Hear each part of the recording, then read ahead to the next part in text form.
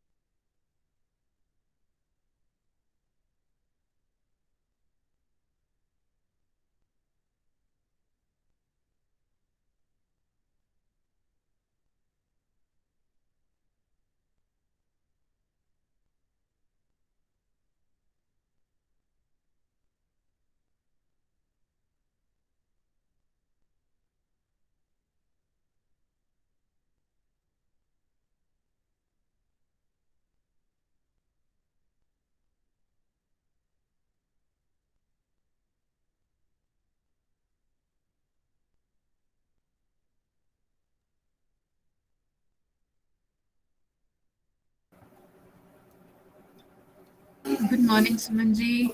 Good morning. Good morning. A very good morning, everyone. I welcome the faculty members and students to this ICPR sponsored periodic lecture organized by the Department of Philosophy, Mehar Chand Mahajan, DAV College for Women, Chandigarh. Thank you very much for joining us today for a discourse on the topic Understanding Virtues and Virtuous Life, a Philosophical Deliberation. I would like to welcome our worthy principal, Dr. Nisha Bhargava, to grace this academic event. It is also my honor and privilege to welcome our guest speaker for today, Dr. Shivani Sharma, Associate Professor and Chairperson of the Department of Philosophy, Punjab University, and the Head, Department of Philosophy, University School of Open Learning, Punjab University. I would also like to extend my gratitude to the ICPR, Indian Council of Philosophical Research, for selecting our college for this grant and giving us the opportunity to organize this event. Before we begin with today's event, I would like to brief you about the college. Mehar Chand Mahajan DAV College for Women, Chandigarh, is known for being a premier institution for women's education in North India since 1968. It has long stood as a strong and steadfast pillar upholding the community values of integrity and excellence of our beautiful city. The college functions under the aegis of DAV College Managing Committee, which is successfully running about 1,000 educational institutions under the able guidance of our worthy president, Dr. Pudab Suriji, Padma Shri awardee. The college celebrated its Golden Jubilee in February 2018 and the visit of Honorable President of India, Shri Ramnath Kovind, to the college made the celebrations historic. The college was re-accredited with grade A by NAC and has also been accorded Star College status by DBT. In addition, the college is identified as mentor institution by NAC to formally induct non-accredited colleges. The college has been one of the forerunners of the Swachh Bharat Abhiyan and was awarded the first rank for the cleanest residential college in the country in Swachh Campus Ranking 2018 by the MHRD Government of India and All India third rank in Best Citizen Led Initiative under Swachhata Sarvekshan 2019.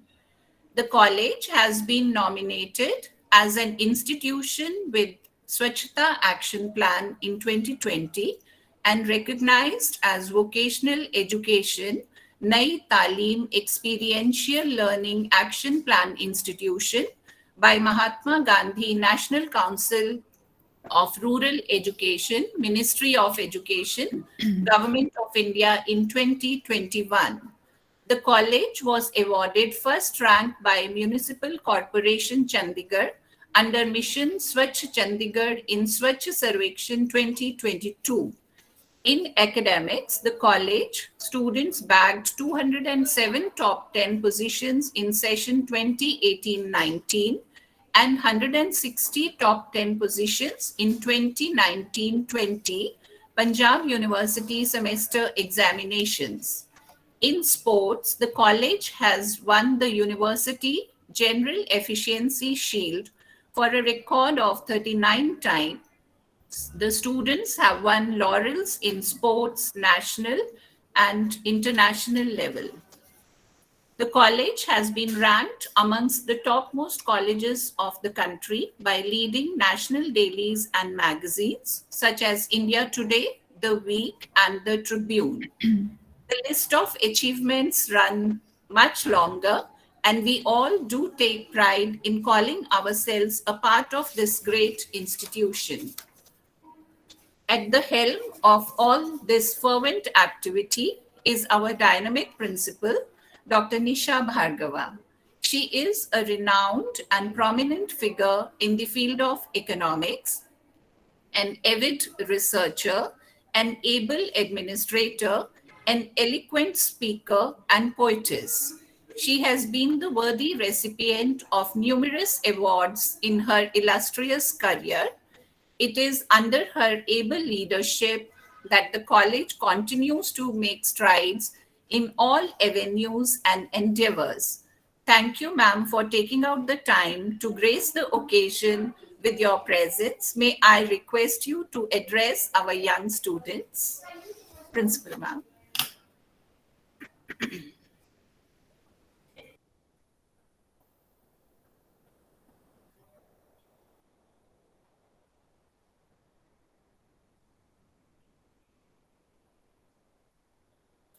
Unmute yourself, please.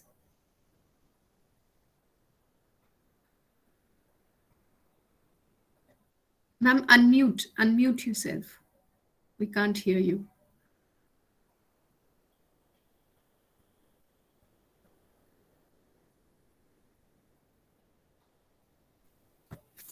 I think there's some audio problem. She'll join us in a minute.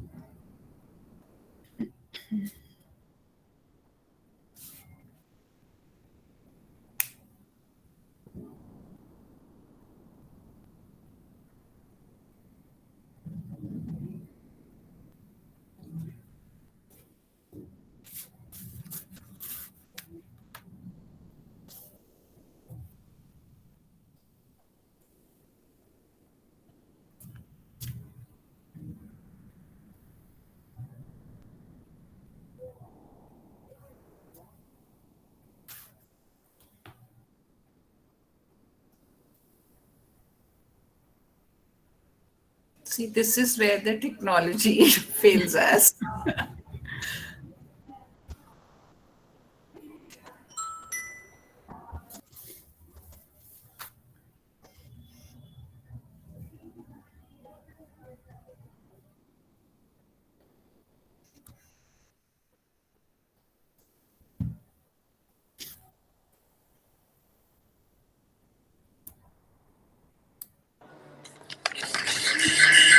Hello.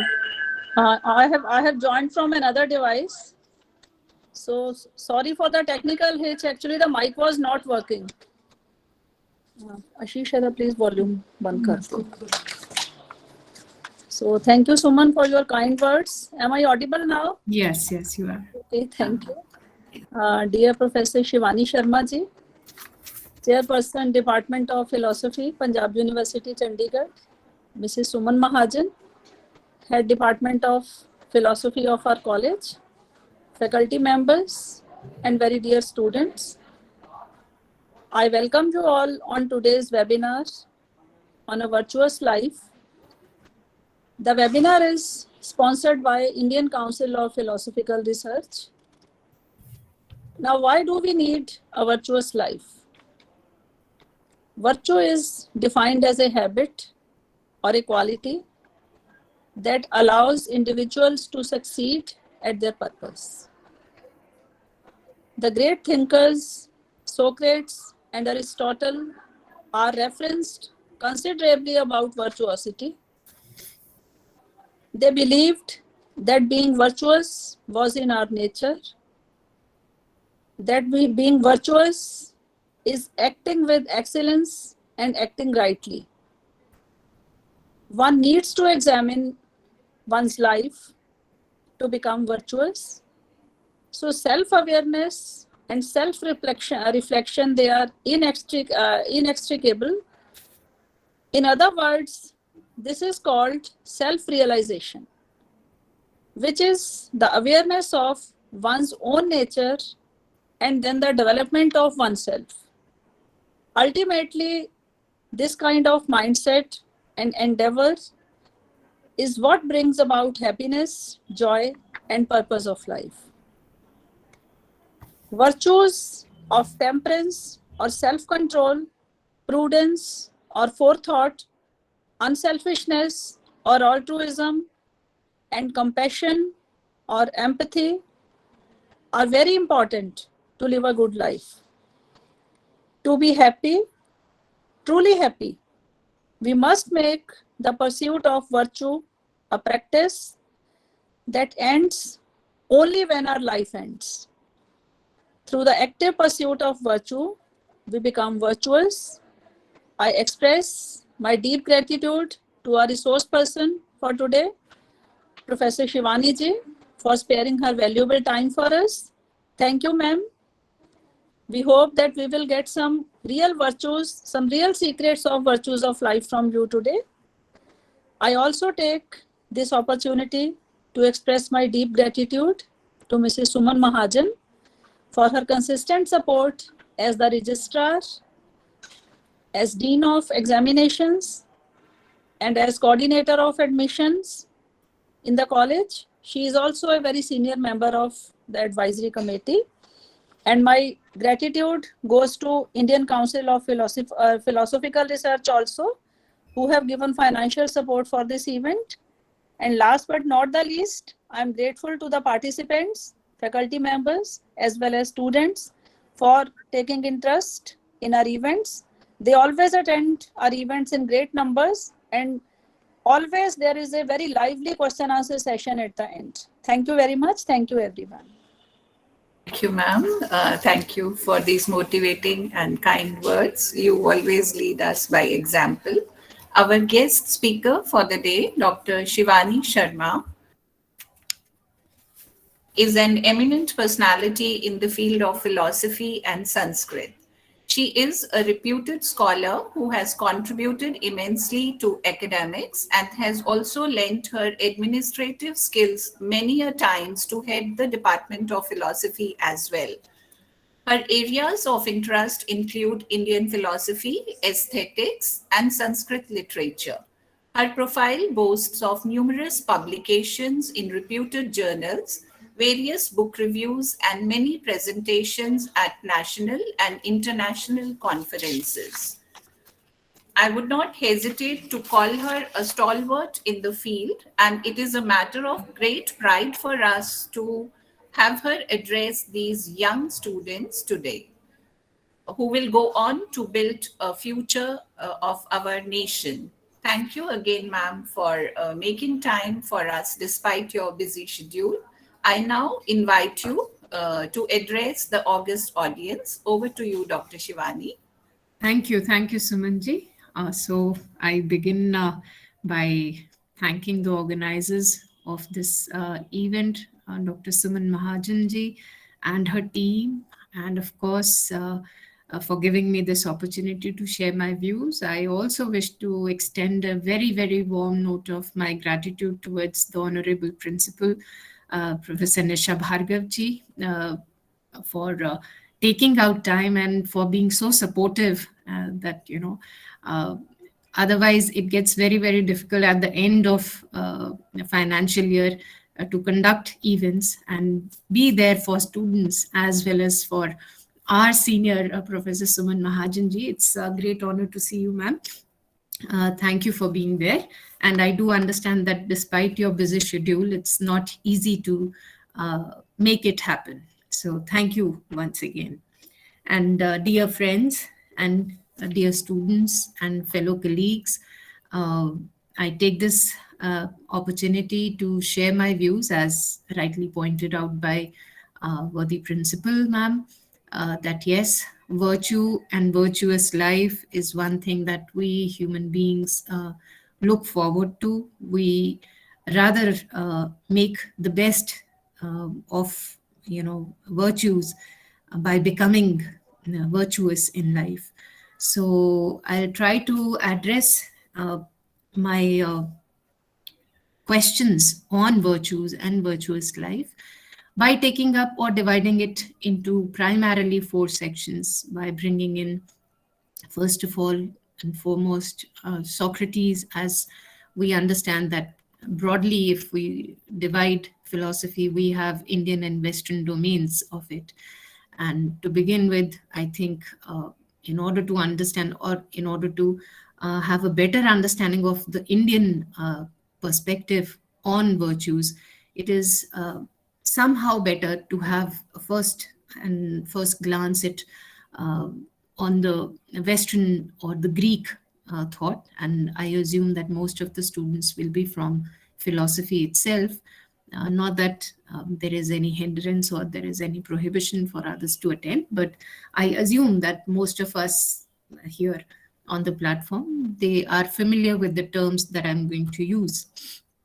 And among the Greeks, I'll be referring to Socrates and then Plato and then Aristotle, and then coming to Kant, because Kant has been a pivotal, in this entire scenario, and then summing up with some ideas that we see in Indian philosophy too. Why? Because I think we are basically Indians, although I do believe that best of the ideas have occurred across the globe. I mean, there is no geographical boundaries that we should draw lines for the ideas to emerge. But I think, yes, finally, it is the context that heavily weighs on us, that heavily defines us. And that is why it is essential that we address the current situation that we are in, and the geographical conditions, the cultural baggage that we have, the cultural ideas, the cultural values that we have. So in order to begin, the direct most question is that could be, what is virtue? What is a virtuous life?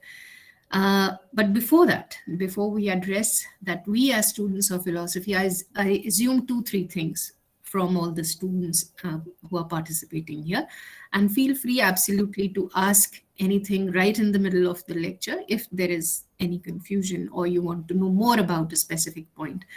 So I assume that we as students of philosophy over here understand that philosophy is primarily conceptual. It, it refers to ideas. And when we talk of this, uh, I, yeah, I would say that if we can stop the messaging because that gets distracting sometimes. Uh, you can, all right, you can post your questions if there are any. All right. So, when we talk of philosophy, the primary nature of philosophy is to talk about ideas. It is conceptual in nature. And when we say that it is conceptual, it is uh, foremost, it is all about history of an idea and how this idea or history of idea is gathered around. It goes with the methodology. The methodology would be analysis. That is the analytical skills that we have. And what do we mean by analysis? Analysis is something sieving the idea through its limitations. Like, we have an idea and then we reach to a particular pitch whereby we define that yes, this what this idea would mean, and this what this idea would not mean. That is defining an idea. Now this definition of an idea cannot be thought of without usage of language. So the relationship between uh, idea, the relationship between idea, its analysis, and the language that we have. And that is why it is very essential for students of philosophy to have to have a heightened expressions. Heightened expression means or raised expressions or expressions with I was wondering when Suman ma'am referred to Professor Nishaji as a poetess also. So see, I mean, you are never sure that who has that spark, be it an economist, be it a philosopher. But yes, philosopher, we all as humans have some hidden traits also. So that hidden trait of being, poetic in nature or poetic in character demands something extra, which is vocabulary. Our vocabulary defines us, our expressions define us. So, lesser the language, briefest the expression, it says more about you. So, my humble submission is that when we talk of ideas, its analysis, language has a very, very pertinent role to play. And that is why probably Wittgenstein would say, whereof one cannot speak, one must be silent. Because there are experiences of life whereby, we can't just explain, but we experience those events. So experience is a separate issue, and expressing those experience is another. And thereby we accept that yes, there are domains in this universe whereby we can only experience, but we cannot explain them, we can't put them into words. So that is the limitation of human intellect, also human language also. And probably that what defines human beings as way different from other species on this earth, planet earth. So I was just describing that this analysis or the methodology that is being adopted in philosophy is that of analysis, that is sieving the ideas through its limitation, what it is and what it is not. This is, and the best laboratory that we can offer is ourselves. I mean, philosophers or students of philosophy, they do not have any laboratories, come whatever may. The only laboratory that we have is ourselves. That is, and the methodology again is that of self-reflection. How we reflect, how deeper we reflect, how broader we reflect, what is the magnanimity that we adopt while pondering over ideas and issues and concerns of philosophy. So keeping entire background, just one more point to add before we start discussing what virtues are. I would say that philosophy also awakens us it warns us about the kind of presumptions that we hold, the kind of assumptions that we make, you know. बहुत easy language में अगर इसे बोले तो judgment देना. So philosophy warns us. The students of philosophy have this special quality, have this special endurance to hold their thoughts. Am I audible? There was some glitch, I think. Yes, go ahead, Dr. Shivani. So I would say that this ability to hold, to put your views, to put your assumptions on pause, and to withdraw yourself from assuming something. I'm not saying that, be it any science, if you reduce any inquiry into any discipline of knowledge, you'll find, first of all, it is an idea.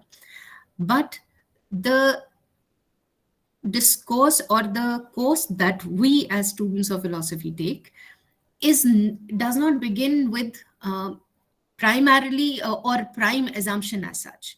Even if it is, then we have, Socratic method. Socrates introduces his methodology by challenging what you assume. Suppose, for example, if I ask anybody out here, for instance, I see the name Simranjeet. So if I ask Simran to tell what is the definition of a friend, she might come up with this answer that a friend is someone who, stands by you through thick and thin. And now I ask her, what about her parents? Or what do you think of your parents? Don't they stick to you through your difficult times? So she says, yes. So I ask her again. I mean, the Socratic method, according to that. I ask her again, all right, then your parents are your friend. Oh, then she is in trouble. See, she says, no. Still, they are not my friends. They are my parents, but they act friendly. So this is how we reach a particular idea. This is how we develop an understanding. This is how we show the limitation that what we are trying to reach at is to be grappled with a sensitive attitude that we need to, and probably this is the reason that we most of the time at our own homes get to listen that baal ki khal jise bolte hain na, threadbare discussions. So to go threadbare, it only suggests that we are applying analytical skills on the discourse, on the ideas that we are trying to deal with. But we are also have this heightened consciousness of not being or not becoming assumptive, or we do not wish to hold presumptions, much presumptions. Like, we have hypotheses. As students of logic also, I assume that you know what hypothesis is. Hypothesis is something that you assume that, yes, this is the principle, or this is the theory, or this is the concept that I'm going to prove. Why? Because there is a verification, there is an experimentation, observation, there is a pathway already, pre-discussed and predetermined pathway to it in order to reach a particular verification of a hypothesis. So a hypothesis, even if we consider it as an assumption, it has a consequence and it can be verified. So now coming back to the main course of this was just serving, a little chit chat so that you can be in the right frame as to what we are going to do. So now when we ask the basic question, what virtue is or what virtuous life is, we'll first address what virtue is. And in answer to that, let me very humbly submit that it is not me who has come up with anything special. It is only the history of ideas that is available. And that history, why this, I often wonder, Sumanji, that why do we, repeat these topics? Why do we keep such, beautiful issues of philosophy? Why do we need to repeat these, virtues and values time and again? I mean, since ages, when we were in kindergarten and LKG, BA, MA, degrees, PhDs, and so on and so forth. And now, even if we are teaching the same thing.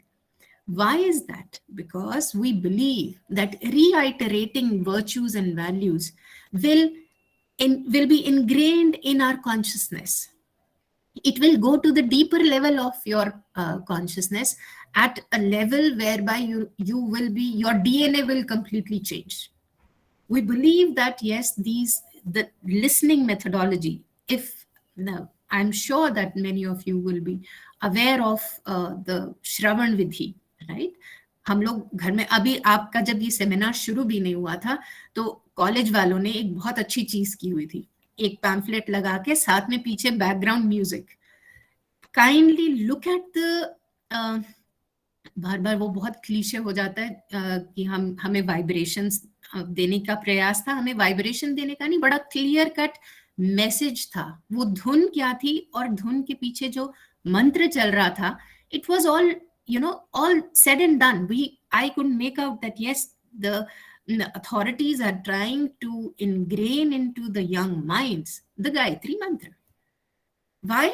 Because they believe, they are convinced on this issue that if we serve no better ideas, no other ideas are there to be, you know, shared with our younger generations. आपके लिए कोई movie का गाना क्यों नहीं चला दिया? आपके लिए कोई राम सीता का कुछ भी क्यों नहीं चला दिया? Why गायत्री मंत्र?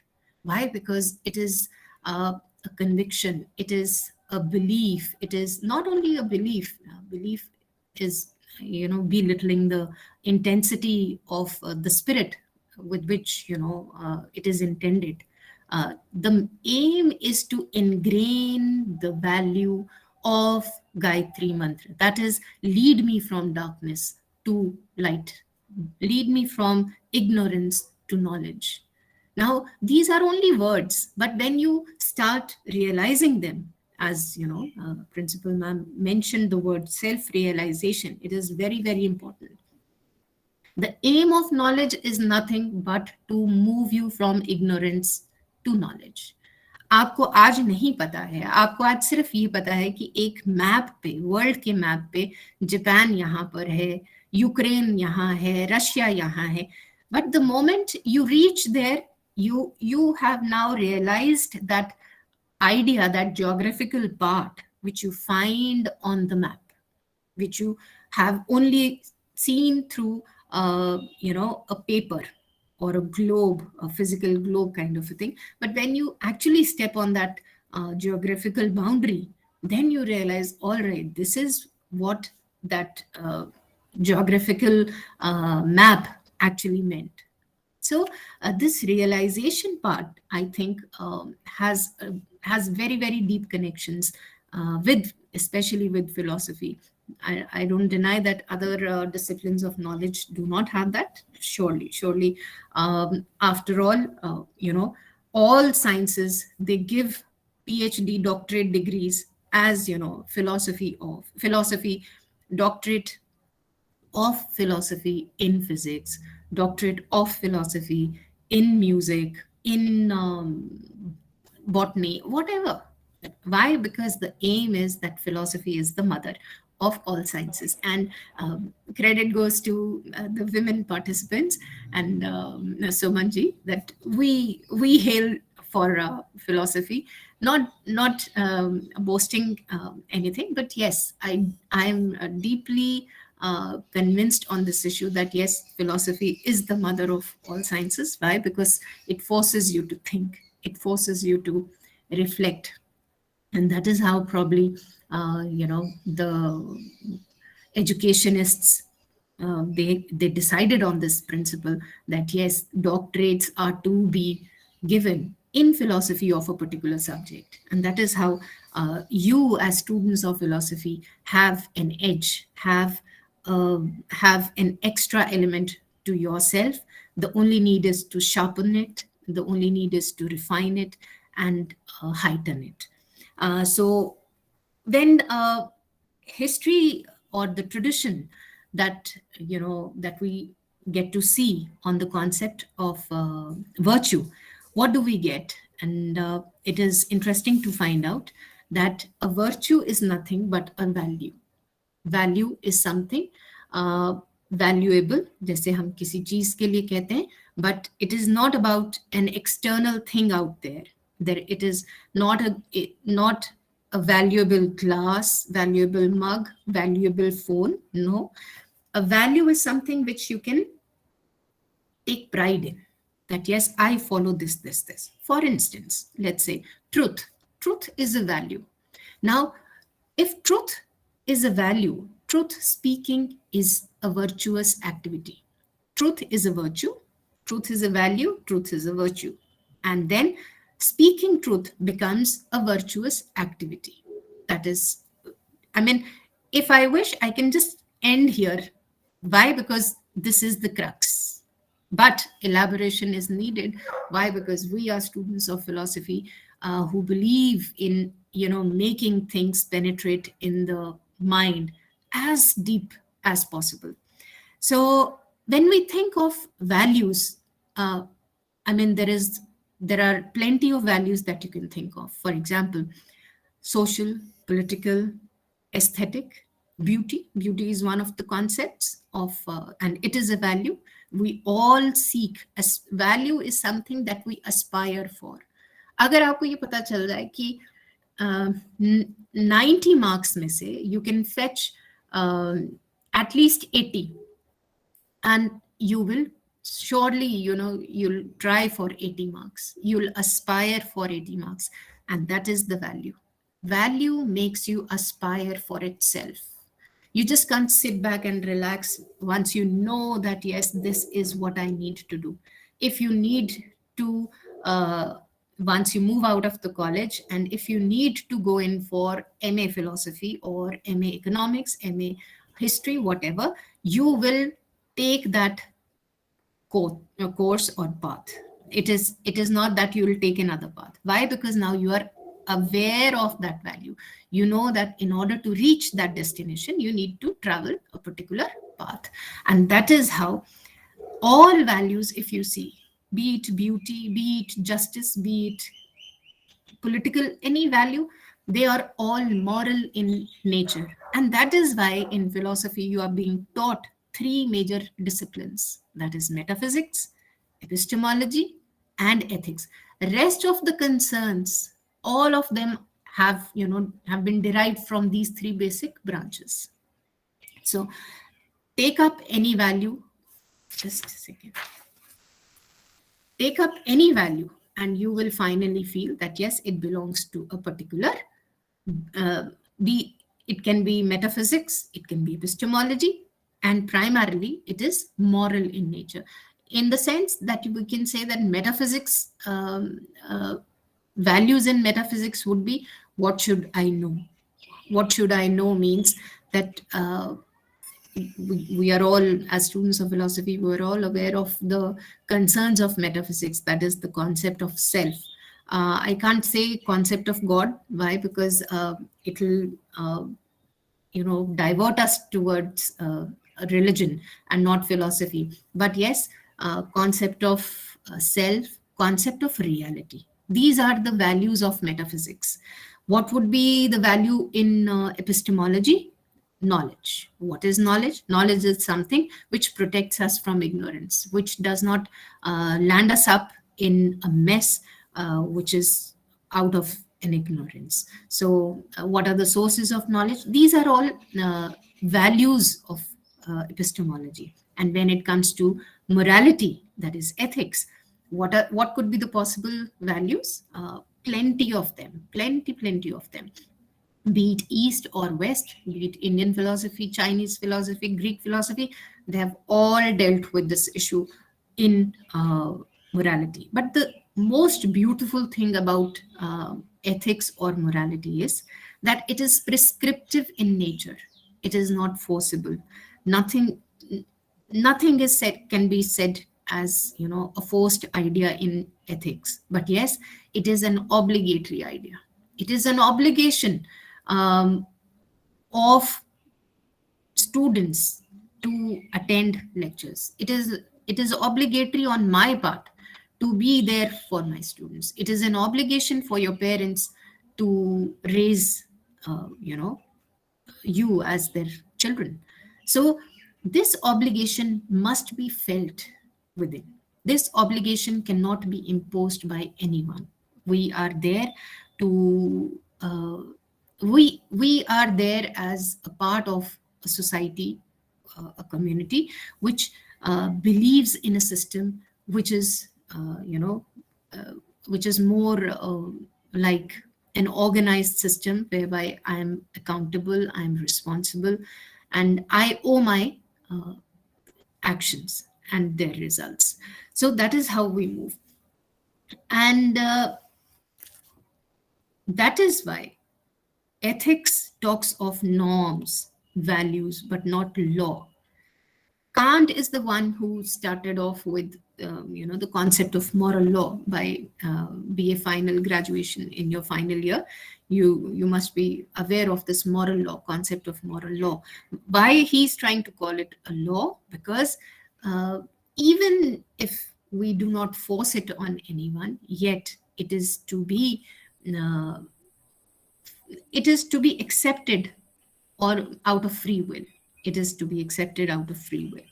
And that is how when we talk of virtues, जैसे डॉक्टर्स ऊपर लिखते हैं ना अपनी प्रिस्क्रिप्शन पे RX का मतलब होता है आप ये लीजिए. वो ये नहीं कहते कि मैं अब पकड़ के तेरे को पहले दवाई पिलाऊंगा फिर उसके बाद भेजूंगा. No, he is only suggesting you kindly take this medicine. It will serve your purpose, but it never forces. The doctor has no capacity to force anything on you. He will only write RX.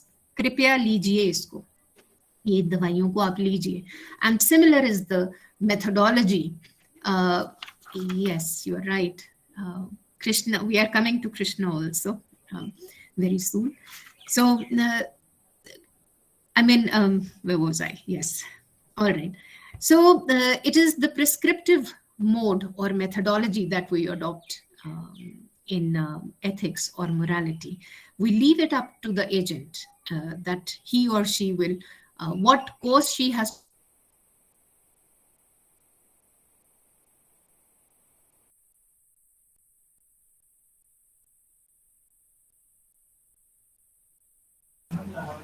Some audio problem, Dr. Shivani, at your end. हाँ जी Suman ji. Now you're audible. But रही है आवाज? Okay. Right? Now it's okay. Thank you. All right. So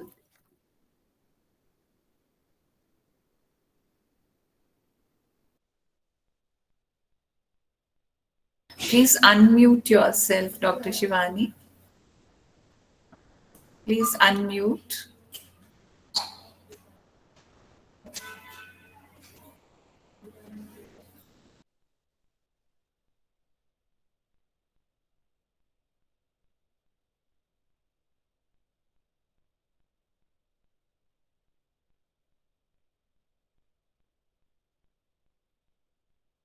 ma'am mic unmute करना है आपको.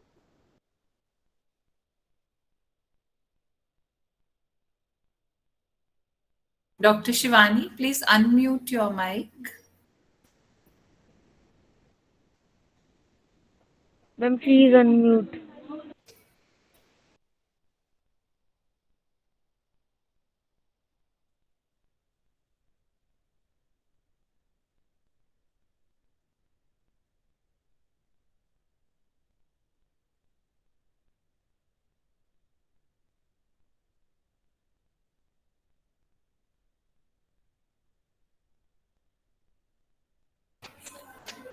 Dr. Shivani, please unmute your mic.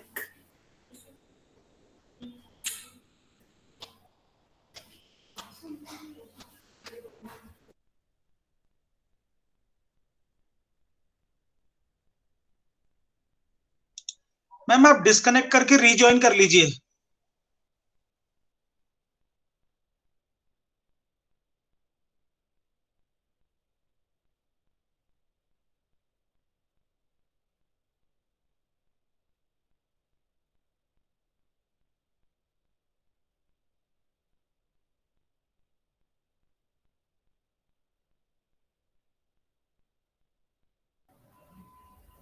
हाँ जी, सुमन जी, अभी आ रही है आवाज? हाँ जी, now you're audible. There was some issue. Some There was some issue. issue. All right. I'm so sorry for this glitch. All right. So we continue. So when we talk of truth as a virtue or truth as a value, it certainly has to be seen in a context. There are universal values, there are contextual values, but values are generally universal. It is only when there is a particular context, there is a particular situation which demands our discretion. That is when we have to be little careful while executing that value or virtue in life.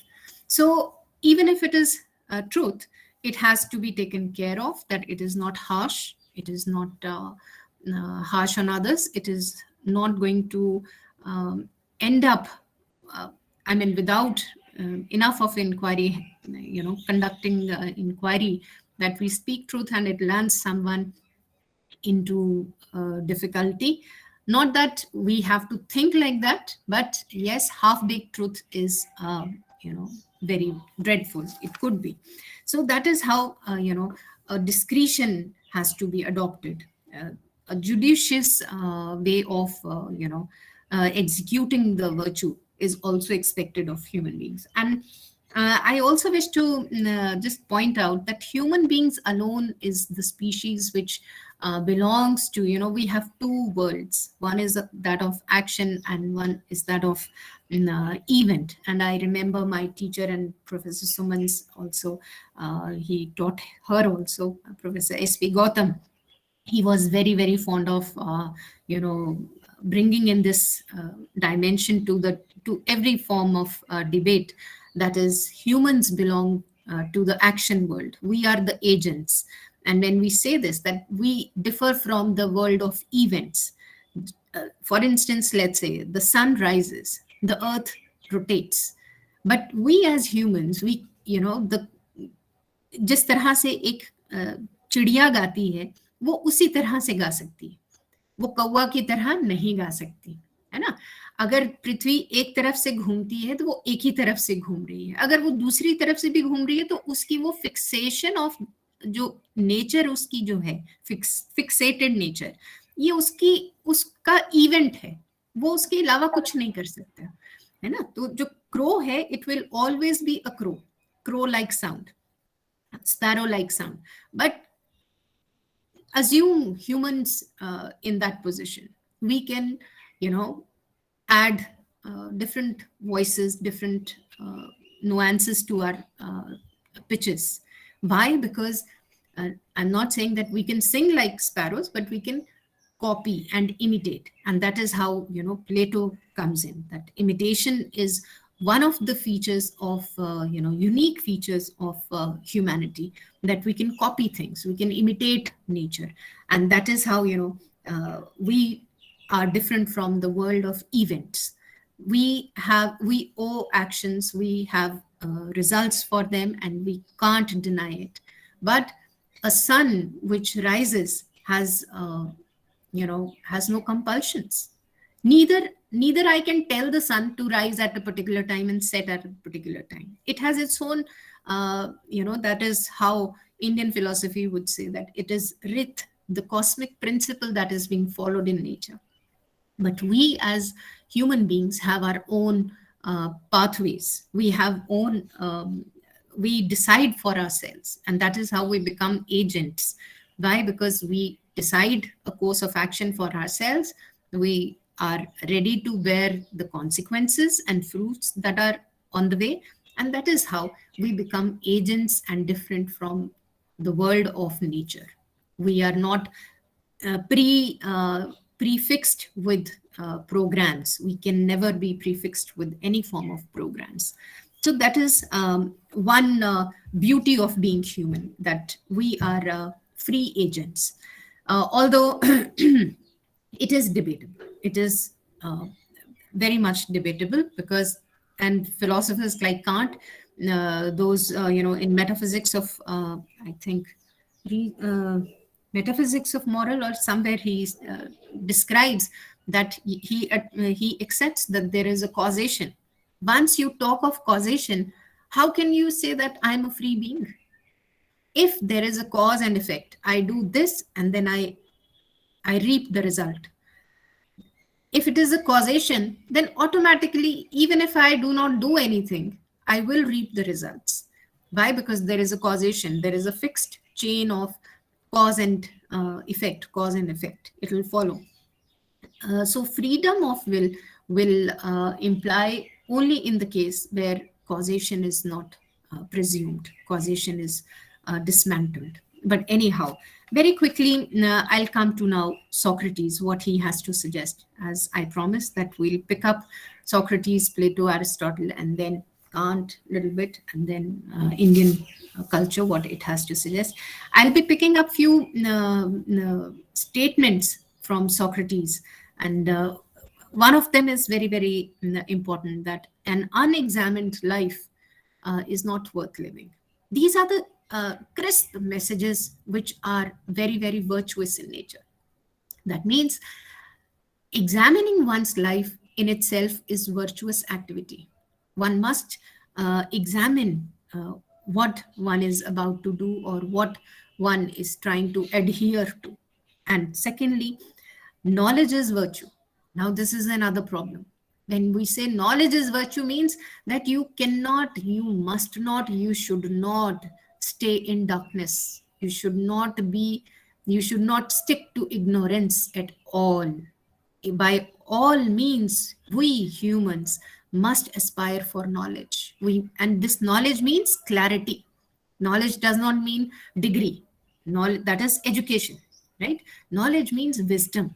That I must, even if our, dadis and nanis, they were not well qualified, as we now say, but they were wise people. They had all the wisdom to run a family. They had all wisdom to run their show, right? Why? Because they were wise. They never secured any philosophy degrees or any degree, but they had this Socratic, claim. They realized it and they had it. So, and another one, better to be a dissatisfied pig than to be it is better to be a satisfied it is better to be a dissatisfied man than to be a satisfied pig. Now this also claims that yes, dissatisfaction is one of the nature of human beings. Abhi ye mil gaya, ab ye chahiye. Ab ye mil gaya, ab ye chahiye. But this is not in the field loop. When we are talking in the discourse of values and virtues, we are not talking about material wealth. We are discussing it in the context of internal values, not external values. We are talking in the field of when I have understood this point, now I need to move ahead.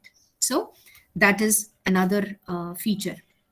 And that is why, we recite this mantra, Dhiyo Yona Prachodayat. NCM is a DAV college. It is run by DAV management, which means that they are motivated by this Gayatri mantra. And we, entire Indian philosophy and entire Indian culture, I would say, for that matter.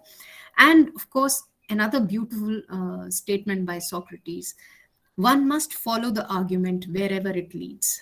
Now, this openness, this, and a similar version by Aristotle also, that to be an educated mind means to entertain an idea without accepting it.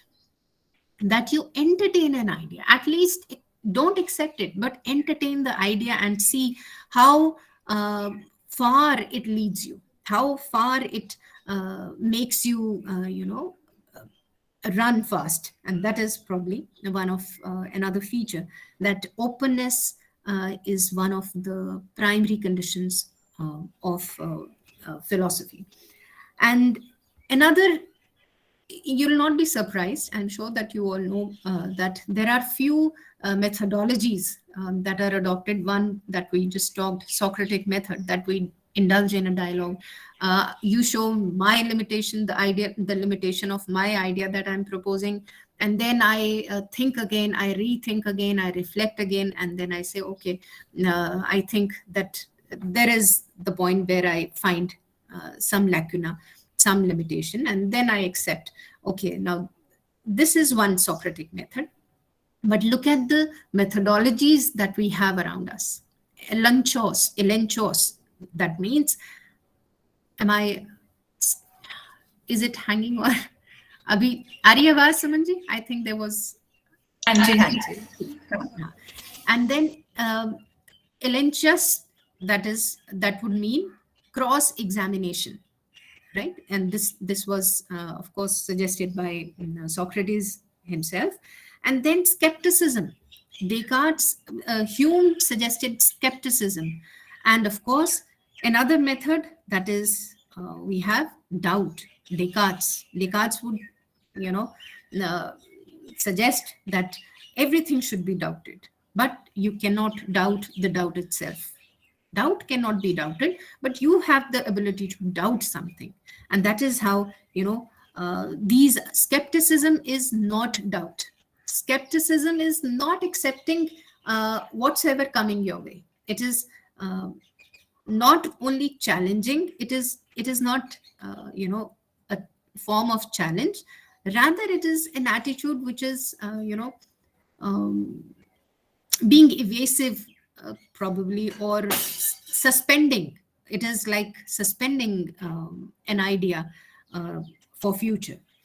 But this is also one of the methodologies. So now coming to Plato. Plato also has, with regard to virtues, he also has to suggest that happiness, as Principal Ma'am also suggested, that virtuous activity is something which is, excellence. It comes through, and excellence is a matter of action, activity.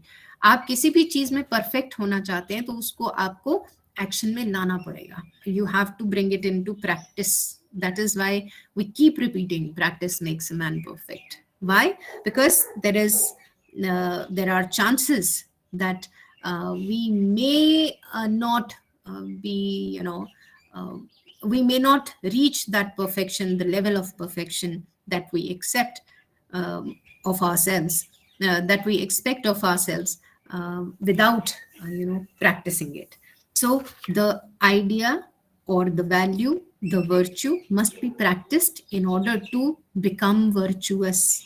I can't say that, yes, I do believe in the idea of honesty, but I prefer being dishonest sometimes. Now this will not work. I have to be honest, cut to cut honest in every domain of my life, in every walk of life.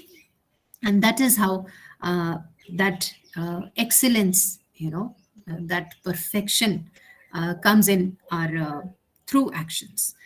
And happy, of course, as I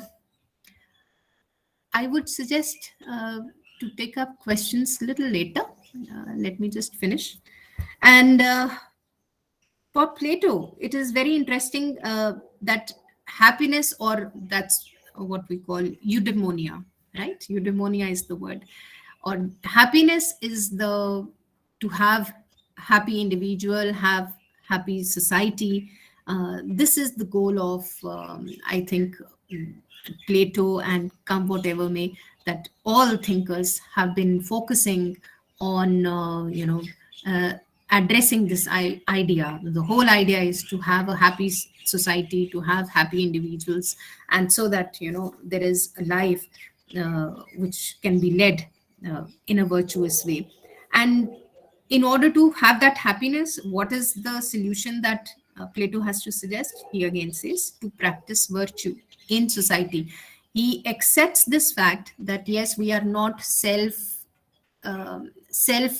efficient beings. He says that we are communal beings. Communal beings means that we live in a community. We have a community to abide by. We are interdependent. I am not all in all. You are not all in all. We all are dependent on each other. And that is how we need to follow at least 4 virtues in our life. And that is prudence, justice, courage, and temperance. Now, defining prudence, that would mean cautiousness, that is wisdom, that is समझदारी, थोड़ा सलीकेदारी जिसे हम कहेंगे. Cautiousness means little vigilant. And justice would again mean that I do not owe anything which is yours, and better that you also do not owe which belongs to someone else. That is the justice part. And Plato, let me tell you very briefly that Plato is the one who accepts and propounds division of labor. He is not those kinds who does not believe in division of labor. In especially in Republic and many other texts, he completely endorses that any society to be happy and to be efficient, this order of division of labor must exist. And that is how he says that courage is another virtue. That is, courage means fortitude, हिम्मत होना, है ना, ये भी एक अपने आप में बहुत बड़ा वैल्यू है. And temperance, that is abstinence, abstain करना कुछ ऐसी चीजें जिनसे आपको मालूम है that these are not meant for me, so you try to withdraw, you try to abstain from them. You know that these are not meant for you, to put yourself on hold, that no, I will not fall to this trap. Now this is another virtue according to Plato. And this is very interesting to find. I mean, it was interesting to find a similar tone with Plato and Indian cultural backdrop that we have, that Plato also believes in a moral good person is someone who believes in self-abnegation. अपने आप को अपने पर exercise करना, control exercise करना, अपने आप को हर चीज में प्लेजर्स के लिए फॉल ना करना. These are the virtues that we also in yoga philosophy find it. We also find it in Buddhism also. Buddhism तो बहुत ही extremely, it is a discipline of pure ethics, that you have to abstain from so many things once you are in the Sangha. So these are the moral ideals for Plato. And also, very interesting, very quickly, Plato also suggests that man has, it has a tripartite soul. That means the soul has three states or three shades. One is rational, the other is spirited, and the other one is appetitive. Appetitive is that part of our soul whereby we are always seeking pleasures, pleasures, and pleasures. Spirited part is that which is always seeking honor, like as we have army men, right? Now, they have valor, they have courage, but they still look for something for their sacrifices. What is it? That is honor. That honor must be given. So people, those who look for honor, are still way better than people who look only for pleasures and material wealth that they tend to, and the masses also. He talks about that mass people, that maximum number of people fall to this first level of, appetitive, that is unreasonable desires they have. But philosophers, that is rational thinkers, they should be the kings of the state. They should rule the state. Why? They should be the kings because they have this ability to think, the ability to think correctly, rationally, to decipher the right from the wrong. And that is how it is desirable of philosophers to be at the ruling state. And that is how the leaders, philosophers are called by Plato as the leaders. And till philosophers are leading the society, there will be less of evils that will be attacking the society. That is how he, what he has to suggest. And of course, the final submission of Plato as virtues are three. That is self-preservation, that we must preserve ourselves. Why? Because this life is an opportunity to realize higher goals, higher virtues, and then self-improve. Why self-improve? Because we are never final versions of ourselves. We must keep working on ourselves. And finally, self-completeness, that we must try and aspire for perfection in our actions, in our knowledge, through knowledge, of course. And very quickly coming to Aristotle. When we talk of Aristotle, again, it is very interesting that he, on the same lines, very, very similar lines of Plato, he also says that every art is, or inquiry, action, or pursuit is thought to aim at some good. हम जो भी अपनी life में काम करते हैं वो अच्छे के लिए करना चाहते हैं. We can't say that I want to do this. Why? Because I will achieve something bad out of it. No, we do a particular action. Why? Because we want to achieve something good out of it. We want to have something healthy out of it. And that is how, if you have some idea of the Indian philosophical idea of Shreyas and Preyas, that is, when it comes to make a choice between Shreyas and Preyas, that is the good and the pleasurable, one must always go in for the good, not the pleasurable. Why? Because the life of pleasurable is very, very temporary, and probably the good has its own better consequences. So virtue, according to, of course, again, Aristotle has to submit that excellence is an art which is won by training and habituation. One must work on oneself by practicing certain virtues in life. It is like disciplining oneself, just like army does. Look at the Indian army, and then you'll find that, yes, how the Jawans, how the officers are being grilled and groomed. Why? Because discipline is something foremost for higher achieving higher values. And also he has to suggest that be a free thinker and never accept everything that you hear as truth. अगर आपको कुछ अभी भी अगर आपको कुछ कहा जा रहा है तो प्लीज इसको ऐसे मत जाने दीजिएगा. Take this chance, ask questions to the full. I'll be just winding up very, very quickly now. And he also says that educating the mind does not necessarily ensure educating the heart, and such an education which does not change your heart is has not served its purpose.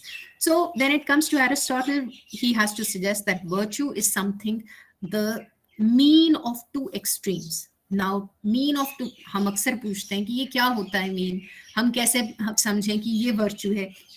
तो Aristotle की भाषा में दो extreme के बीच में, अगर आप Buddhism का प्रतीत्य समुत्पाद को याद रखते हैं तो बिल्कुल उसी तरह की कुछ बात यहाँ पे भी हो रही है. मिडिल पाथ है ना, दो एक्सट्रीम्स है, एक है बहुत कंजूसी और एक है बहुत ज्यादा एक्स्ट्रावेगेंट होना, बहुत खर्चा करना. तो वो कहता है कि नहीं, बीच का रास्ता मॉडेस्टी. उसी तरह से वो कहता है करेज किसके बीच का मीन है. Courage is a virtue for everyone, for Aristotle, Plato.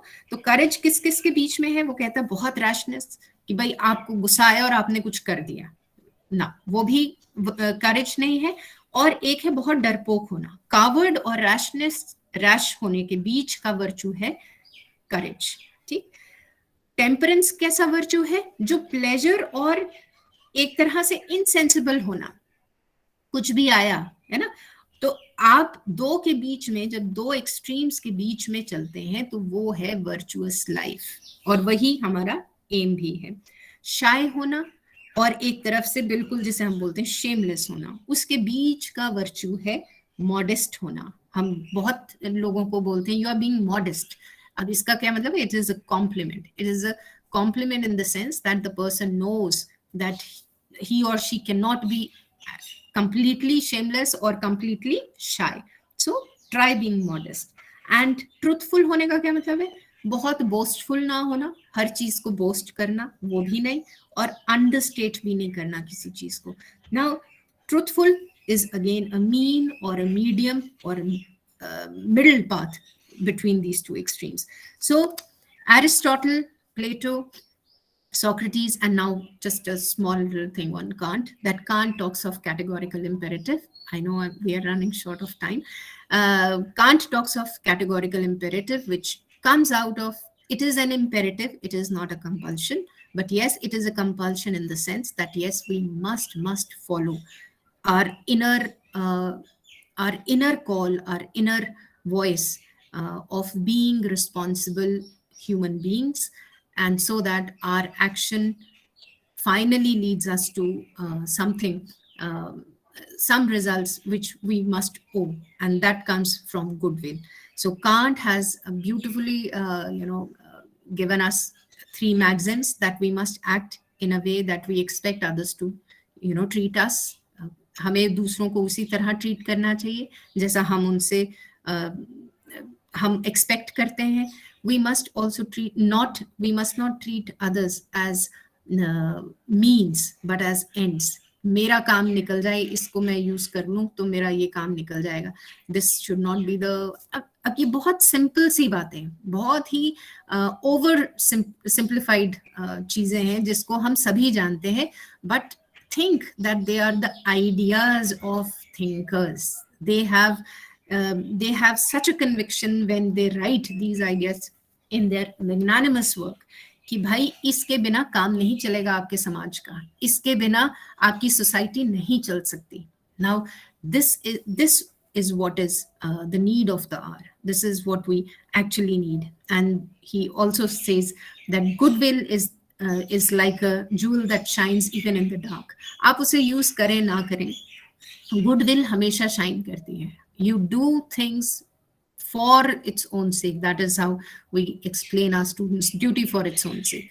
So duty for its own sake actually means that goodwill is necessary in morality, in having a virtuous life. And now very, very quickly, the Indian paradigm that we have. Yoga philosophy, the concept of Purushartha, although Purusharth, Dharma, Artha, Kam और मोक्ष हमारे को मिलता है, धर्म is not religion, धर्म is righteousness, धर्म is virtue, dharma is duty. It has moral implications. I think we can have discussion we can discuss this topic of dharma little later. But yoga philosophy, just briefly, the 5 yamas, that is ahimsa, satya, asteya, aparigraha and brahmacharya. These are the fundamental values that Indian philosophy has to offer us. These are the virtues and virtuous lifestyles that we must have.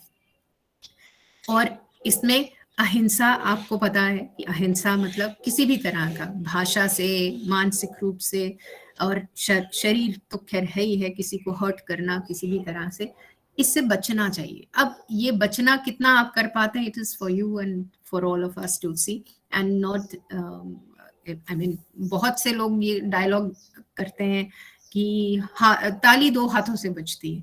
तो मेरा उसमें अक्सर response होता है कि आप अपने हाथ का ध्यान रखें, दूसरे हाथ को तो वो जाने, है ना. तो आप मत, दूसरा हाथ मत आप दीजिए उसको, है ना. अहिंसा, सत्य, सत्य के बारे में हमने शुरू में ही कहा था. It is always contextual, but yes, it is a universal value. It has to be followed under any circumstances. Aparigraha. This is another very, very beautiful value for a virtuous life, I would say. जब आप किसी से gift लेते हैं, gift देना लेना, ये तो मतलब हम लोग तो, अब हमारी जनरेशन, हमारे टाइम पे भी था, आई डोंट डिनाई कि 14 फरवरी को गिफ्ट के लिए वेट ही होती थी कि भाई हाँ कोई गिफ्ट मिल ही जाए. Now this gift acceptance is a weakness. It is a weakness of will. क्यों? आप अगर किसी से गिफ्ट ले रहे हैं तो अब आप उसके 4 काम भी करके देंगे, which is again putting you into under some form of pressure, which is, या आपको वो उतारने की रहेगी कि भाई मैं इसने मेरे को 100 का शगन दिया, मैं इसको 200 का दूंगी, है ना. Now this kind of a thing has to be avoided in life. Why? Because this creates unnecessary pressure in one's life. And then finally, brahmacharya, that is celibacy, that one must put a pause on one's physical desires, or or pleasures, whatever. So in the end, I will just thank Professor Suman Mahajan ma'am and the authorities of the college for giving me this wonderful opportunity to interact with students. I look forward for your suggestions, comments, and inputs.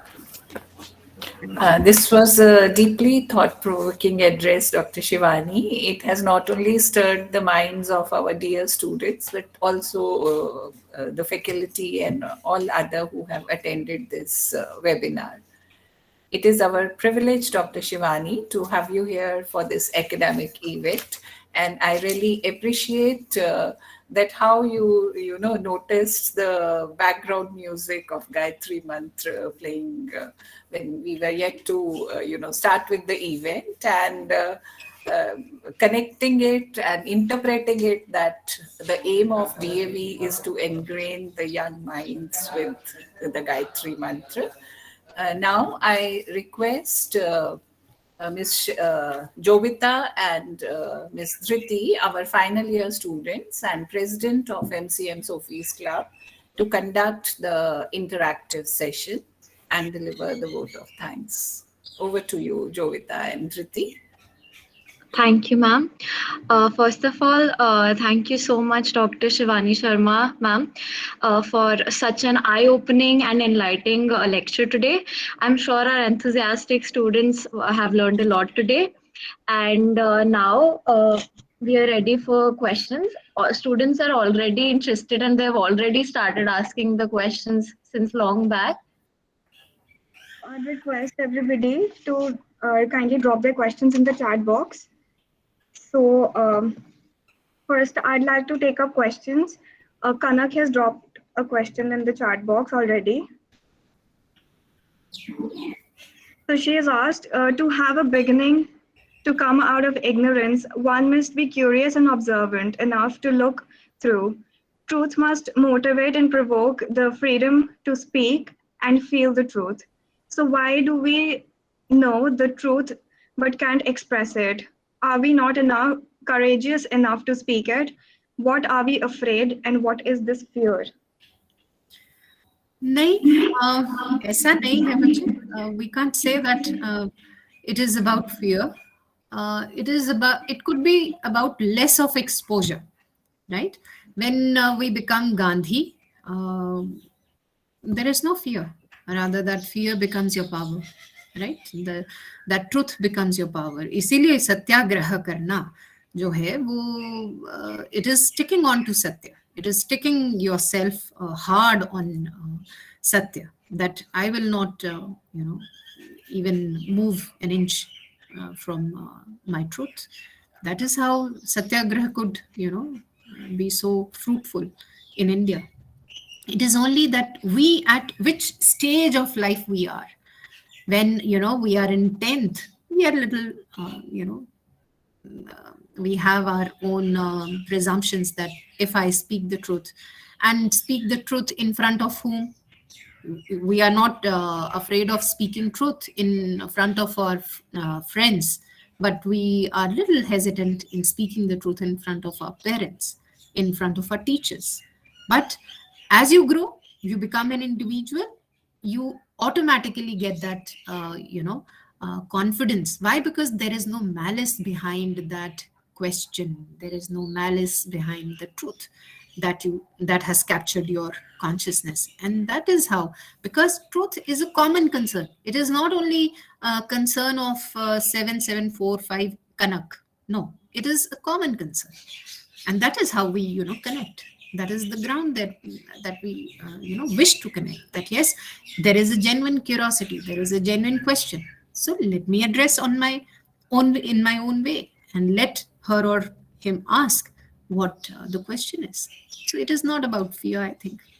It is only about the stage of life where you are. Just in order to, वो बोलते हैं ना, डर के आगे जीत है. अगर मन में कोई डर है तो बोल के खत्म कर दो उसको, सच को. So that, and many a times, this truth is not only about truth speaking. आप इसको सिर्फ सच बोलने से मत जोड़ कर देखिए. Truth in itself is an entity. It is to be realized. आप उसको बोलना भी छोड़ देंगे, because truth is so evident. बहुत evident होता है truth. Even if you do not speak it, it will speak on its own to many people. You just need to enact it. You just need to follow it. That will be my answer. Thank you so much, ma'am. Ma'am, Arushi has asked a question, and it's a very interesting one. So she has asked, in Mahabharata, if a person is reading in a religious manner, then he'll see that Lord Krishna is telling Arjun that fighting in this war is against the dharma, is against adharma, right? And she's asked, if we read it in a neutral manner, he will see that if Lord Krishna wanted to end the war or didn't want to end the war, he could have, but he didn't. So she's probably asking if reading Mahabharata or the Bhagavad Gita is a religious perspective or it's a neutral perspective. I'm trying to understand the question. By telling him for fighting against. But if one person is reading it in a neutral manner, he'll see that to end the war. I don't want. No, Arshi, I would say, why have you assumed this second question? That second part of the question is not. It is again your assumption, I would say. The very thing that I wished you to be a little aware of in the beginning of my presentation, that be aware of the assumptions that we make. To raise a question, to be inquisitive, it's a very necessary condition in philosophy, but to be aware of the limitations of our assumptions. You are presuming that somebody, when you have just uttered the word Krishna, Bhagavad Gita comes in automatically. Arjun comes in automatically. The battlefield, the issue of dharma and adharma comes in automatically. So there is no case possible with regard to the second part of your question. Why would we read this Bhagavad Gita with a neutral mind? I will not. Nobody will. We are reading it as a text which is there to guide us through our confusions when we are under depression, when we are under anxiety, when we are facing some confusion, when we are facing a dilemma, when we are facing a challenge. है ना? तो हमारा पहले से ही इस चीज को लेकर हमें पता है कि भगवत गीता में कृष्ण जो है वो अर्जुन को he is lifting him up out of a dilemma, that yes, this is to be done. Krishna is not interested in ending the war or not ending the war. It is not, even if we assume that he is a god, leave it apart. That is not the concern. The aim is that Krishna wants me, Arjun, to realize what his duty is. That would be the question, answer to my this inquiry. Yeah. Ma'am, even I had a question. Please. So in the beginning of the lecture, you said that we shouldn't. But I'd like to ask, how is it practically possible if we do not... आवाज cut गई थी, क्या आप बोल रहे थे? Sorry. Ma'am, in the beginning of the lecture, you said that we shouldn't make assumptions. So I'm trying to ask, how is it practically possible? Like, when we enter a room, we do, judge a person by their looks, or we do say that, looks are deceptive, but we still do it.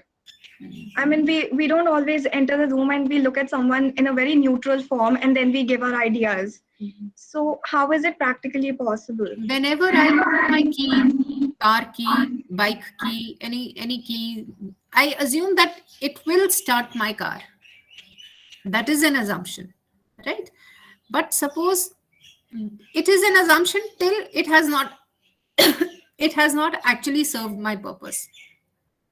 So think of the purpose that you are going to be in with that assumption.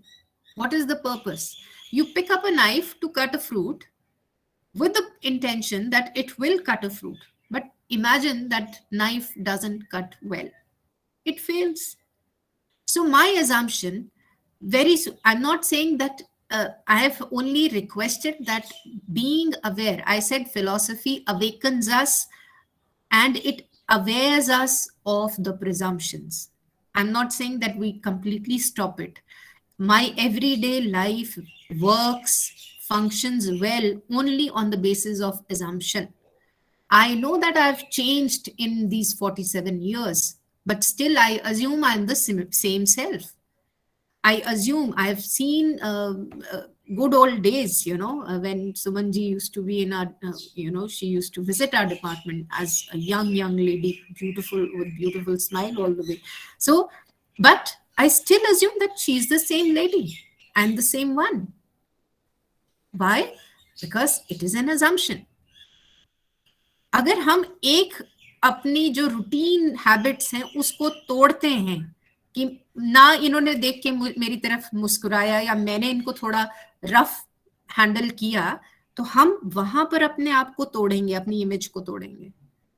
assumptions से दुनिया चल रही है, but to be aware of the assumptions in the field of knowledge, that is a separate issue. That in order to be judgmental, that you are not assuming when you enter a room and there is a person sitting out there. No. You are not assuming. You are a little apprehensive. You are apprehensive कि ये मुझे कैसे treat करेंगे, ये मेरे बारे में क्या कहेंगे. But as soon as you are into the action, and when you're out of that action or the room, the situation, the picture is more clear. Ma'am, Simranjeet has asked a question. Huh. So she says, for almost a year now, having witnessed the collapse of nations around the world and our knowledge of morality and virtue, particularly of the great organizations that are accountable, failing the people that have to bear with the consequences of hostilities, I've been feeling very hopeless about the applicability of everything amazing that we discussed, and that continues to console me in my philosophy class. So if you could kindly help me out with this dilemma. All right. Simranjit, what else you have? What is the other way out? We can all visit to Ukraine right now. Do we wish? Is that the option? No. The only option, in the very beginning I said, the best laboratory is ourselves. Our body, our mind, that is the best laboratory that we have. We are, until unless there is a need out there. What is the function? What is the purpose of these, platforms, these discussions? The discussion part only ensures that the hope is maintained. The hope rejoices, the hope of continuing this legacy of ideas, the continuation of these ideas is the only hope for humanity. And keep yourself on that track whereby this virtuous life is lived. आप इतने depression होते हुए भी हमारे पास, तब भी अर्जुन को भी आप देखेंगे, अर्जुन भी बहुत डिप्रेस था, बहुत एंग्विश था उसमें कि मैं अपने ही लोगों को मार रहा हूं, अपने ही लोगों को मैं ये करूंगा. तो कृष्ण ने उसको यही समझाया कि भैया और कोई ऑप्शन भी नहीं है.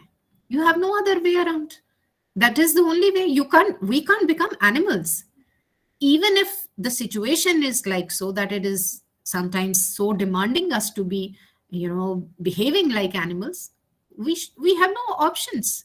We can't be animals. We are human beings and we must remain so by aspiring for higher values. That is, I mean, there is no need to be so heartless, Don't worry. You'll be absolutely fine. Stay strong. Okay. If anybody else, वैसे तो Dishti has asked a question, but still if anybody else wishes to ask a question directly, they can unmute themselves or raise their hands. Till then, ma'am, you can take up Drishti's question. Ma'am, so she has asked, we must be modest in our lives, but in some situations we don't know that our actions must be modest or not. So how should we take these steps?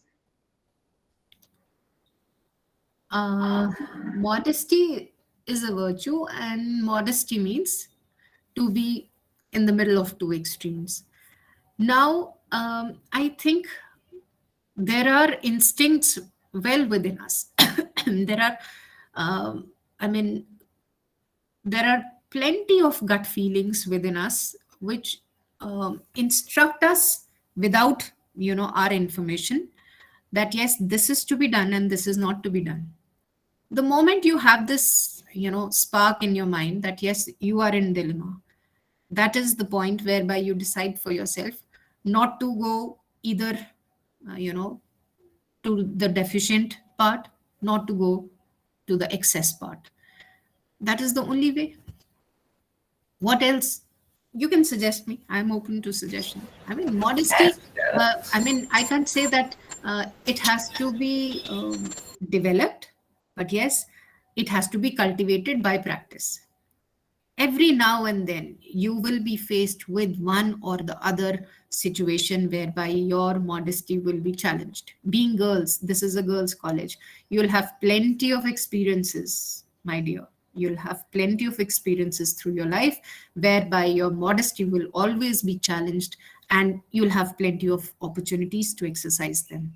So listen to your heart, listen to your inner conscience, what is expected of you, what you are, what is demanded of you in that very moment. Take a pause for a second. Just whenever you are in a dilemma, take a pause for a second, absorb the situation, consume the situation, have some time to yourself, and relax, and then proceed, and then act. And here I would like to make a comment, Dr. Shivani, that Aristotle says that it would differ from person to person and situation to situation. Like everybody has to determine what is the golden mean for them. So what may be modesty for one person may not be the modesty for other person in Very some true. different situation. Very true. So if there's anyone else, they can either put it in the box or they can unmute themselves.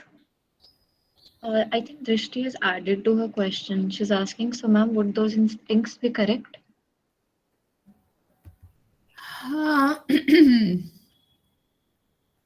Most of the time, yes. Most of the time, yes. Most of the time, yes. Your gut feelings, they talk to you. If you're often in, conversation with yourself, Yeah. I mean, do not frame this question an open-ended frame. In an open-ended frame, this question has to be it has to be paraphrased in a very, very restrictive sense. It has to be answered, addressed in a very restrictive sense. Yes, I cannot say every instinct is your gut feeling, but your gut feeling is generally intuitive and instinctive in character. So add this word, the term intuitive. है ना? I'm sure intuitionism Butler ka आएगा आपके. It is on the way. Those who are little on the way to masters.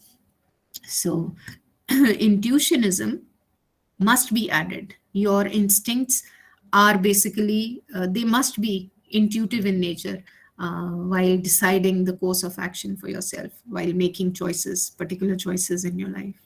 Yes. All right. We're expecting more questions. Is there anybody else? I think we'll have to invite ma'am for another lecture because she had, stirred many questions in the young minds, and I believe one event is not sufficient for it. So Yeah. we all will be looking forward to another interaction with ma'am very soon. Absolutely, absolutely, Samanji. Thank you. So then we'll just end with the questions. So thank you everyone for being such a wonderful audience here. Thank you, ma'am, once again for making this lecture an interesting one and an intriguing experience for each one of us. And I again express my gratitude to Principal ma'am, all the students and staff members for attending the event. Thank you, Mr. Ashish Mudgal sir, for all the help on the technical front. not leaving out Suman ma'am. Suman ma'am, thank you for making philosophy. Like you've shown us philosophy. I'm talking on behalf of all the philosophy students here, be it any year. So we just want to express our gratitude towards you. You have shown us that philosophy is an incredible subject and it's very eye-opening. Thank you, ma'am. And before we leave, I hope everybody has filled the feedback form as well as the attendance form. That's all. If you haven't, it's in the link here. You can do it, and we'll be ending our seminar today, webinar. I'm sorry. Have a wonderful day, everybody. Thank you. Thank you so much. Thank you. Thank you, everyone. Thank you, Dr. Sumanji. Shivani. Thank you. Bye. Namaskar. Bye. Thank you so much.